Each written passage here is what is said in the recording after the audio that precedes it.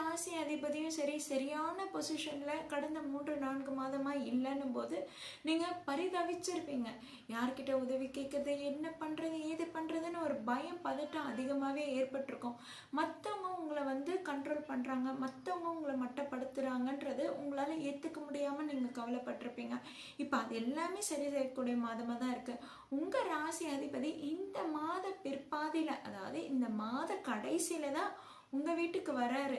இருந்தாலுமே உங்கள் ராசி அதிபதி மேலே இந்த மாதம் முழுக்க குரு பார்வை இருக்குன்னும் போது அதுவே உங்களுக்கு யோகமாக தாங்க இருக்கு. ஆக இந்த மாதம் முழுக்க விருச்சிக ராசினருக்கு நல்ல யோகமாகவே இருக்குங்க. அதாவது என்னன்னா, அக்டோபர் 3ஆம் தேதி புதன் உங்களுக்கு 12ஆம் இடமான துலாம் வீட்டில் நுழையிறாரு. இவர் உங்களுக்கு யோக கிரகமே கிடையாதுங்க.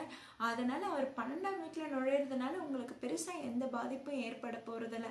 அதே மாதிரி பார்த்தீங்கன்னா, புதன் அங்கே வந்து உங்கள் ராசி அதிபதியோட இணைவு இருக்குன்னும் போது பார்த்தீங்கன்னா, உங்களுக்கு வந்து இந்த நேரத்தில் எது எப்படி செய்யலான்ற ஒரு சிந்தனை கிடைக்கும். கண்டிப்பாக நீங்களே யோசிக்க ஆரம்பிச்சிடுவீங்க. அட இத்தனை நாள் இது தோணாமல் போயிடுச்சு, இப்போ நமக்கு தெரிஞ்சிச்சுல, இப்போ நம்ம கரெக்டாக டெசிஷன் எடுத்துலாம், நம்ம சூப்பராக செஞ்சு முடிச்சிடலாம், அப்படி தான் நடக்கும்.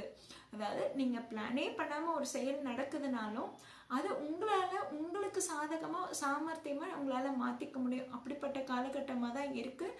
அதனால விருச்சிக ராசியினர் முக்கியமாக வேலை தொழிலெல்லாம் நல்ல மாற்றம் இருக்குது. நல்ல சேவிங்ஸ் பண்ண முடியும்.